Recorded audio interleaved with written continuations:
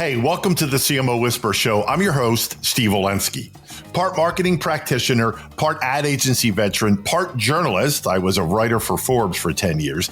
I've had so many insightful conversations over the years with business leaders, to athletes, to celebrities, to, of course, CMOs. The only difference now is instead of sharing those insights through written form, I'm doing it this way. My guest this week is Jenny Wall, CMO at VideoAmp, a company that's transforming the world of media measurement and advertising performance. With more than 20 years of experience leading marketing at iconic brands like Netflix, HBO, and Hulu, Jenny is known for crafting bold, innovative campaigns that drive real results. She's also been named one of Adweek's most influential women in all of advertising. Jenny Wall, my long-lost friend, my newfound friend, welcome to the show. Thank you for having me, Steve. I'm excited to be here. I hope you say that at the end, but let's go and just have some fun. I'm sure I will. If our conversation is anything like our first conversation, the listeners are in for a treat. Well, let's have some fun. All right. So I want to jump in with your career. Needless to say, a lot of different brands, iconic, different platforms. You've been in agencies, the streaming giants, and now you're at what I call a media measurement disruptor, right? So you've worn a lot of hats, a lot of different points, a lot of different stops along the way. Is there one or 100 or anywhere between a through line? Anything that connects the chapters or you've taken from one to the other kind of thing as you look back on your career? Yeah, I think some of them were accidental and some of them were an attempt to try to learn something new. But I guess I've been lucky enough also to happen to land at places where the disruption was just happening. And I was able to help, I think, learn from that and also try new things and then mold to that experience.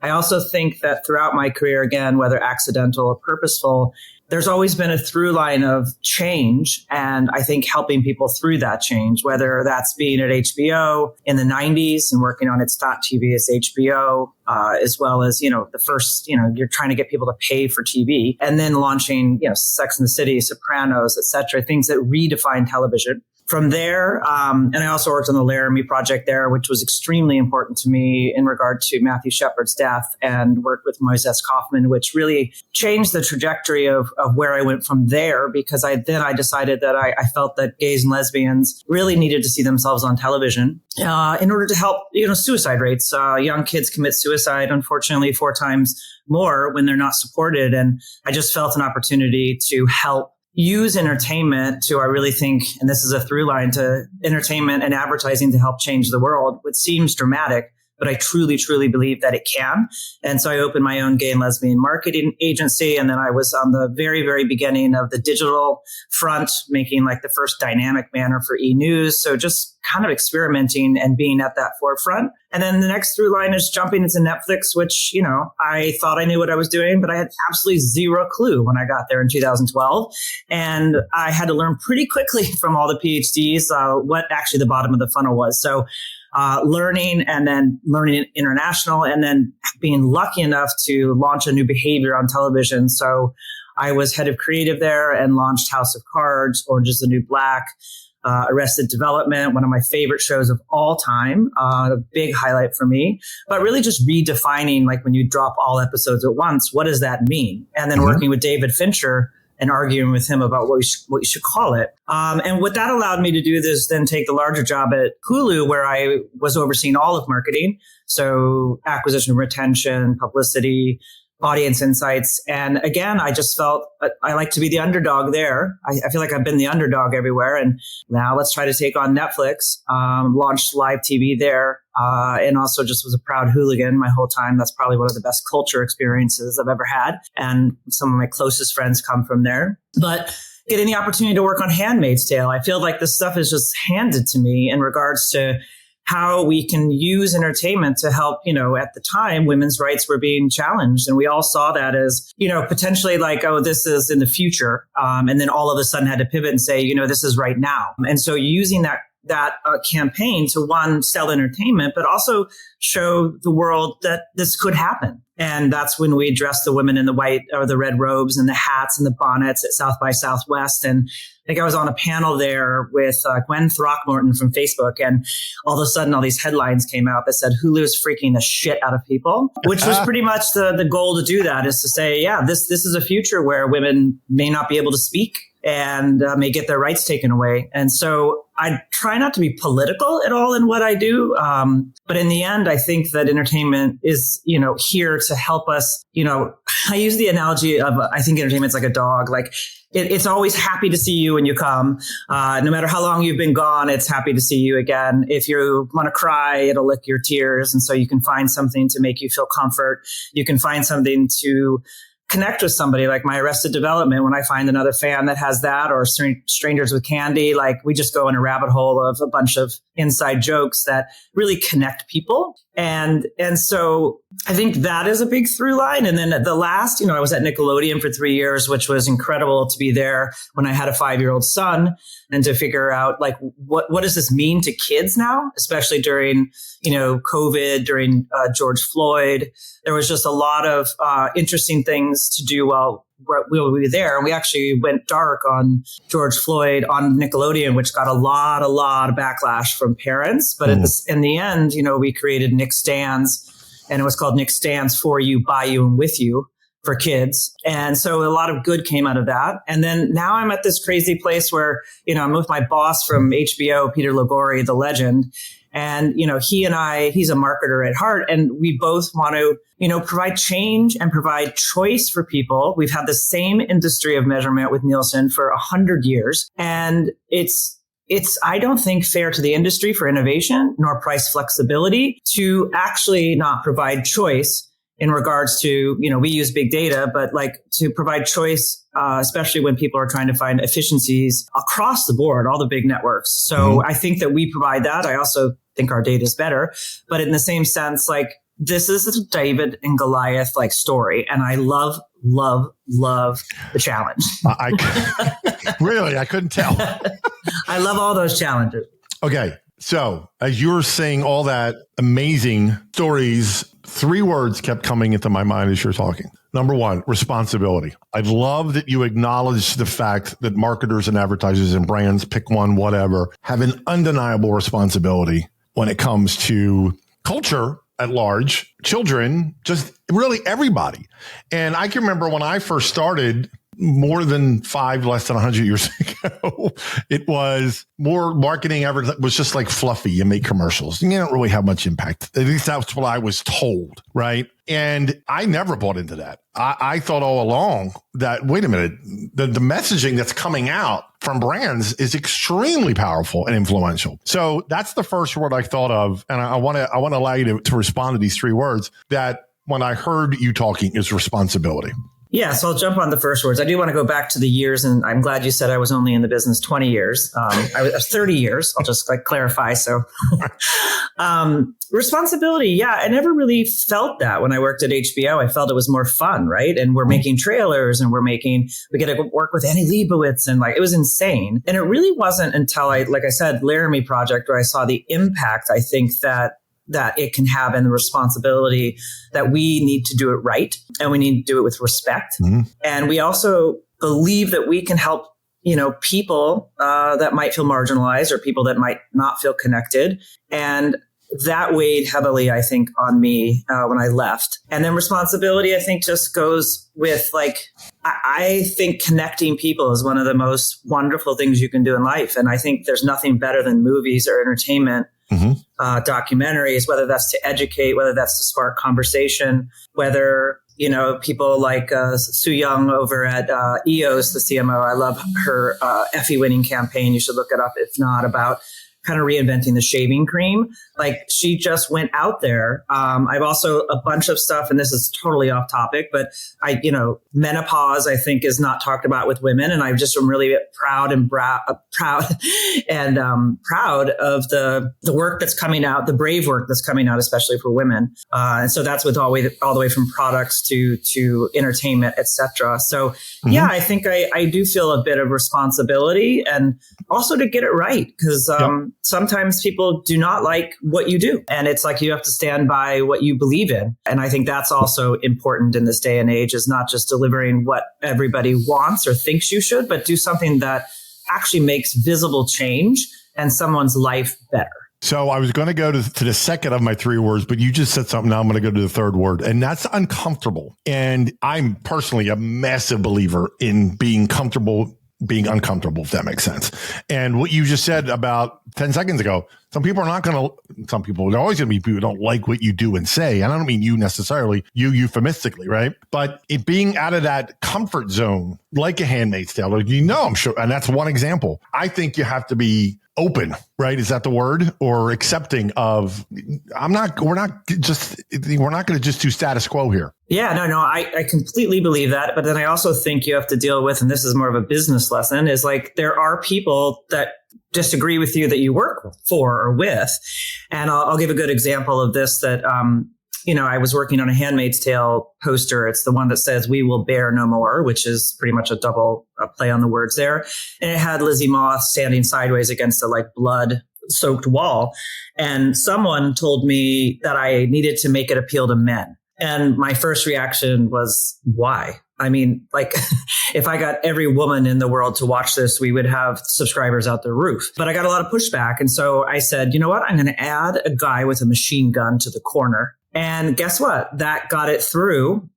And guess what? It made the poster better because it didn't look like an Amish show. Like some people that weren't familiar with it and the way they dressed didn't really realize it was a future show. So I do think there's times when you need to potentially deal with politics, but there's ways to do it in a creative way that I think sometimes actually will surprise you. But also, I am really comfortable being uncomfortable. I think I forgot one stop on my career, and that was a couple of years at Gimlet when I became CMO of the podcasting company. And again, I didn't know the ear, and I really was like, well, I kind of want to know the ear, and I want to know why the eye is so much more important and expensive than the ear when it's such an intimate medium, which obviously you're using very well. And I also took on all the advertising clients because nobody wanted to do that because it wasn't real journalism. I'm going to put in quotes. And so, I was working with Ancestry.com, making a 12 episode, kind of podcast that didn't sound like it was from Ancestry, but was about this mental hospital. And we found some DNA of Sylvia Plath, I think. And it was a really good murder mystery. Wow. And so then I learned to make podcasts, and I'm again, accidentally feeling uncomfortable and doing something that I don't know how to do is sort of a through line that, and I also, this is the first time I've ever been in ad tech. A lot to learn. It's very, very complicated. Yeah. So but you embrace it. You embrace that difference. Yeah. I don't think I could work in a job where I didn't embrace that difference. Right. The last word, if I may. Yep. And some leaders are humble. When I say this word, they rather just stay in the background. But that's legacy. And you're leaving behind a legacy. And I think we all have that.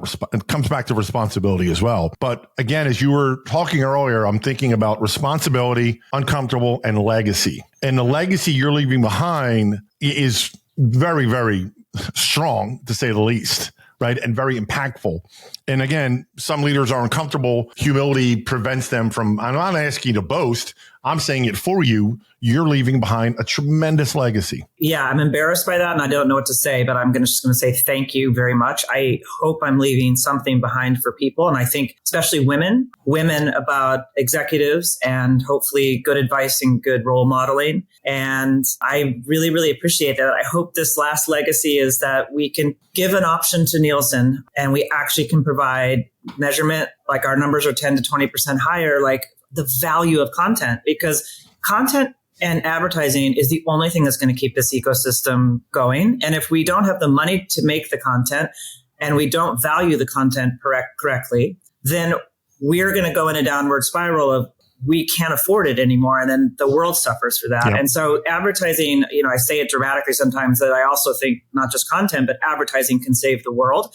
It really can if we get it right. So that's what I'm hoping to leave that as this last gig. So it's a good segue. I really want to get your thoughts on what do you think most marketers still misunderstand about measurement? We can touch on what VideoAmp does that is changing that narrative, but agnostically of even a VideoAmp, what are things marketers just don't get about measurement? Well, there's too many tools. That's one thing. And you have an agency that's trying to work with their tools as well as outside tools. You have, the old MMM is still alive and kicking. And I was using that like in 2014. And it's basically, it's a good piece of information to have that you can look backwards and try to figure out predictability. But again, it's looking backwards. And so if you look back on the last quarter, why would Q4 be able to tell you what you should do in Q1? It's a good indicator. But again, if your MTA model, your multi-touch attribution, part of the problem also is people can't stitch together cross-channel marketing. So they don't necessarily know how to tie a upper funnel linear to a lower funnel, let's say search and CTV, et cetera. And by doing that, they overweight, I think, the, last click or the more bottom of the funnel. And I always say, well, you have to, people's brand dollars are getting cut all the time. And I'm like, well, you have to create the demand to collect the demand. And if you don't create the demand, then there will be nothing to pay at the bottom of the funnel because no one's looking for you. So I think the balance of brand and performance is what a lot of people are missing. And a lot of people are shoving they're separating even their teams into performance marketing. And it's optimizing toward, I think, the wrong thing is what a big thing I think people are missing. I can't remember the name of the company. And maybe you do when I say this, maybe 5 years ago, it was a big brand. And I think that, the whole headline was so-and-so brand basically is going to roll everything up into one saying, we don't care where the lead comes from. And for some reason, I think it was a retail brand. And they just said, we don't care. We're just going to attribute it to the brand. We don't care if it was email, direct mail, social, blah, blah. It was really kind of different at the time to just do that kind of radical roll it all up into just measurement into one. I don't know if you remember that, but I'm vaguely remembering that. I don't remember that, but I mean, that's scary too, because it is. Then, this is like CMOs get fired every 3 years. Exactly. And part of the reason is because they can't show ROI or ROAS. And if you can't say that because I spent this much in TV, this much in CTV, this much in digital, this much in Facebook, TikTok, and search or retail media, if you can't attribute at least some sort of a portion or a consumer journey and an attribution window, then you can't justify your budget and you become a cost center and you don't become a revenue center. I think that's the other big thing is you need, as a marketer, you need to show that you are a revenue generator. So by doing that, you need to use the tools available to help brands tell the best story for the best outcome. And that's usually higher sales for lower costs. And that's usually, I think, because of something that we do, which is advanced targeting with these infinite pods. Why would you buy demo all the time when you can actually target someone that wants to buy a razor? It's just kind of mind boggling to me that people are still just sitting back and saying, well, I'll just use this old way. And I'm like, but there's tools, not only ours, but there are tools out there that can help you look way smarter and also optimize your media. And guess what? When you do that and you show higher sales for more efficient spend, you will get more money. It won't get cut because so it's just simple and mind boggling to me that people still are either too scared, they don't want to learn, or they don't want to go out of the comfort zone. They think they may be fired if they do something that's crazy. And it's like, I'll just go with this other thing that it's a black box and actually costs more money. I'll just do that. I've never understood that. I know. I wrote something, a while ago, maybe back to my Forbes days. And it was something like, these are the seven most dangerous words in history. And it was something like, that's the way it's always been done or something like that. Yes. And that's like that default, right? Of, well, we'll just stick with this. What? Especially forget about the digital age, the AI age. Well, that's going to change everything as well. So yeah, we got. You must be open to change, and if you're not, you really probably may not have a job soon. If you actually are constantly looking at how do I do better. Correct. So you touched on something that's a big nerve center for me, and that's brand versus performance. It's a big one for me too. Oh my God. Well, let's make plans to do a part 2 just on that topic. We can do a full hour on that topic. But Cliff's notes on that right here, because I get asked all the time, because I consult and people, CMOs, and they're asking, Steve, I got to do brand over performance. I got to do performance over. Why are you picking one? Right. So in your history, your opinion, your experience, and you're a great one to ask, I'm a CMO and I'm challenging. Let's role play. How do you, Steve, here's how you balance brand and performance. Well, one, you have to have some sort of a metric. And I think I told you this, like I was looking for a brand love metric because I was trying to prove that if you spent at the upper part of the funnel and built people and brand love that I say, and I stole this from, I think, Rich Kim, is brand love is loyalty beyond reason.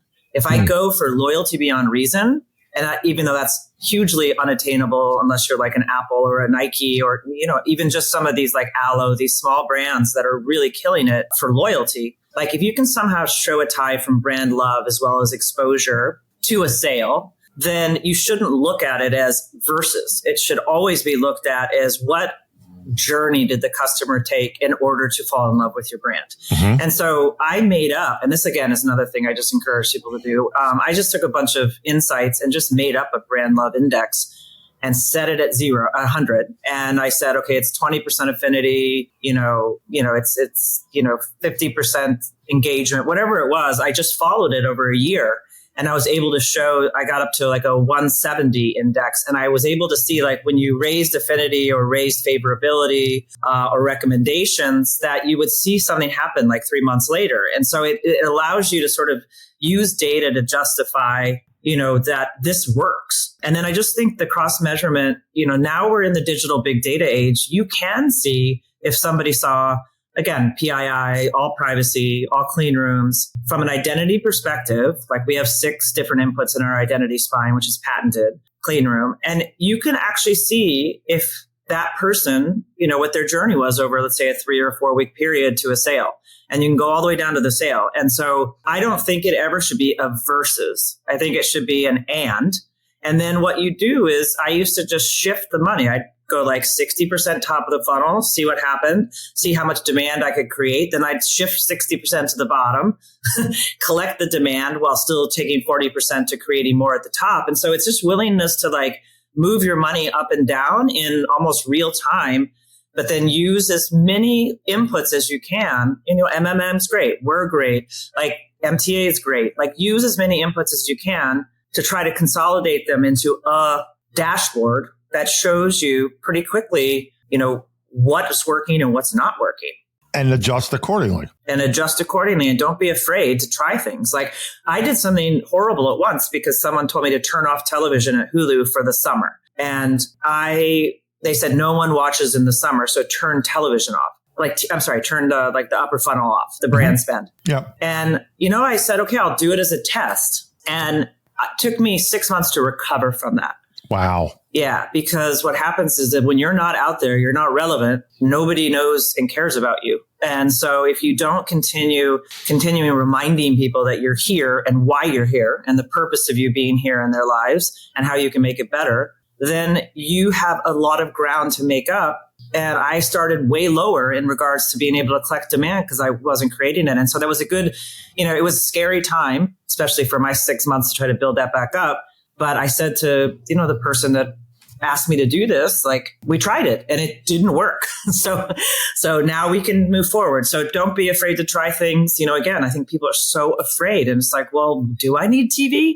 And I realized, yeah, we did. We absolutely did. We needed TV to sell TV, especially when we were considering that we were a TV. I consider Hulu TV. Right. But you tried it. Didn't work.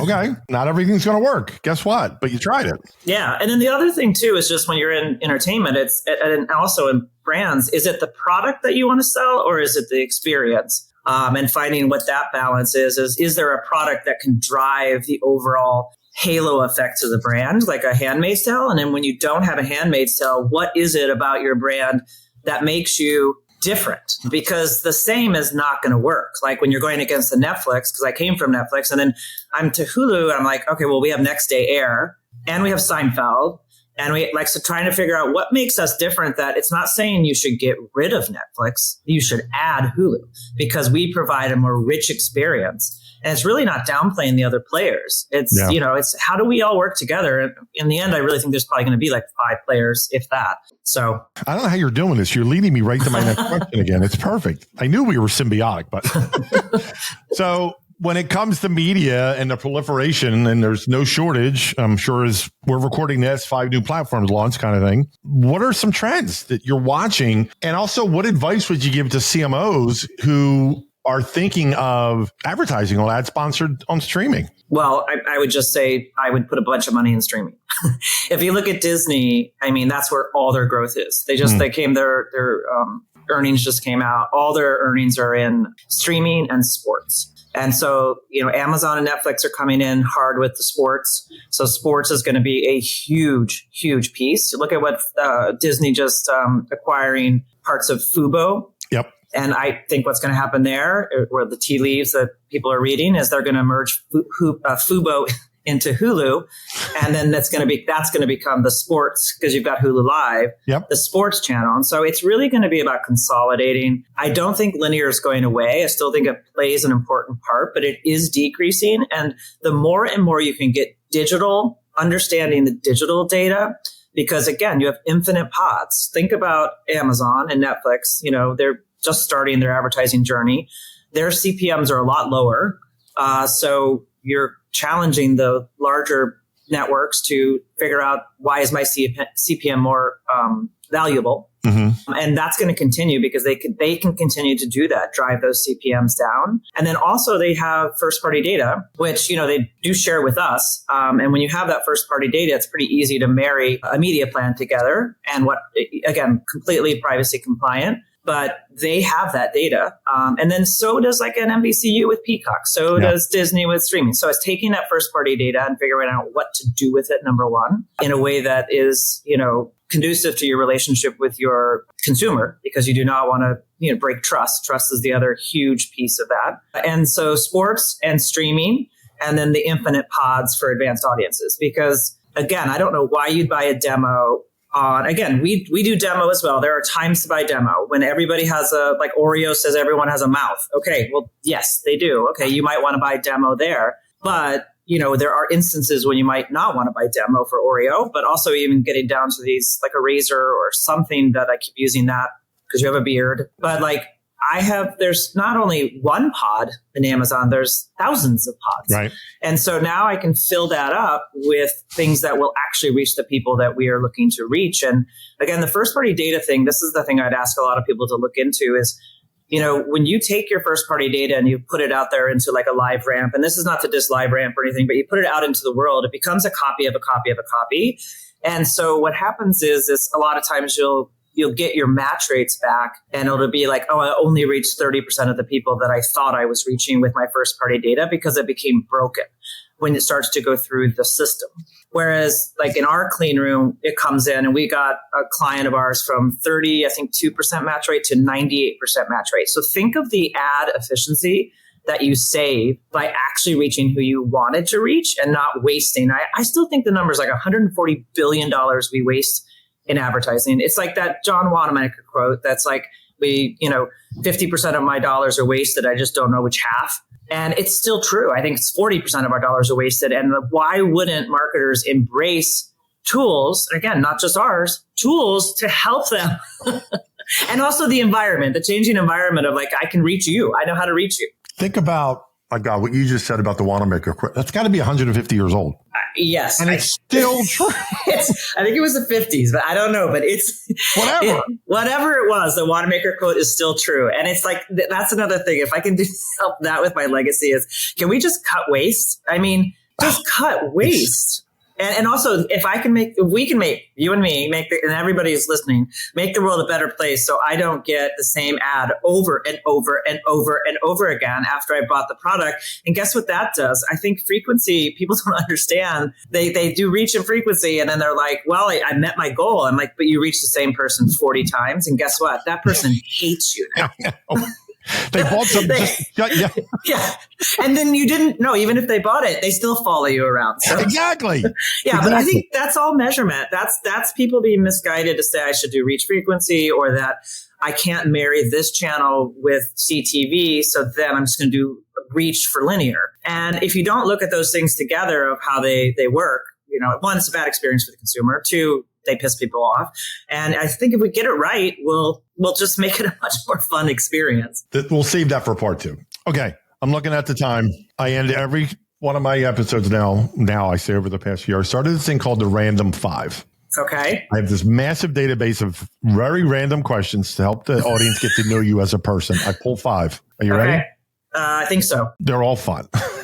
Number one, what's a piece of advice you got early in your career that still guides you today? Practice. Yeah, I was the worst public speaker ever, and I realized that I needed to give myself practice, and I needed to prepare, and I needed to be embarrassed and uncomfortable in presenting it to other people so they could give me feedback. And so taking feedback and being prepared and practicing. That's, I think, I have a bunch. Get a manicure. That's what people look at your hands. That's what somebody told me. Hey, look. Okay. What's one marketing buzzword you'd love to retire forever? Or phrase? Doesn't have to be a word, a phrase. You know what I'd like to redefine is strategy. Because strategy can mean so many things. And to me, it's one of the most important words because it helps guide you and it gets convoluted.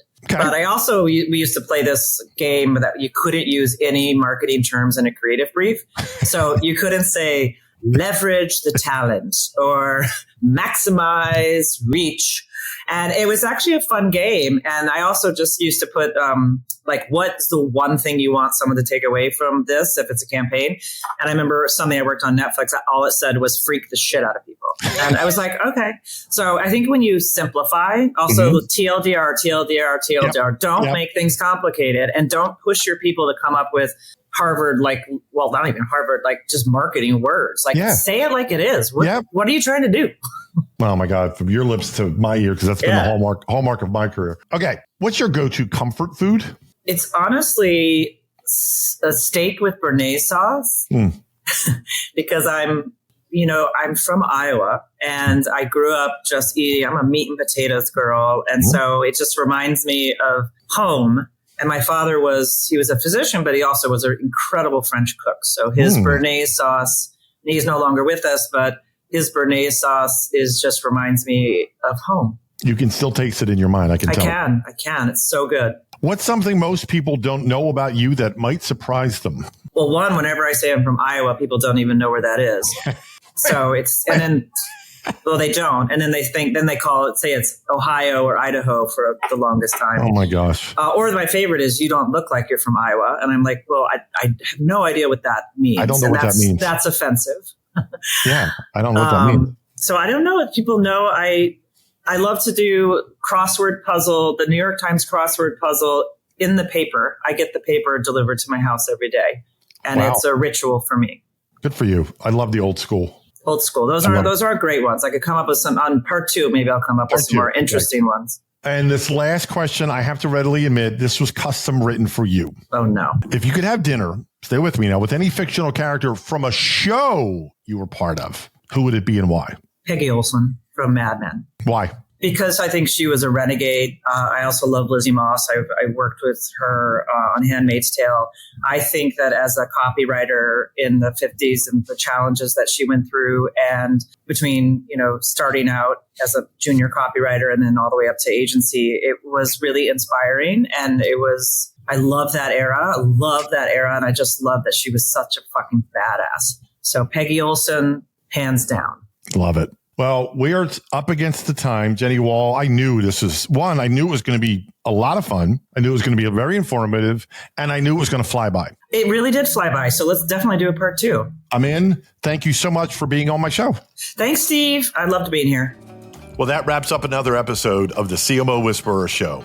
I hope you shared this episode with your friends. And if you have not already, please subscribe to be kept up to date on all the latest episodes. And if you're so inclined, leave me a review on your favorite podcast platform. Thank you.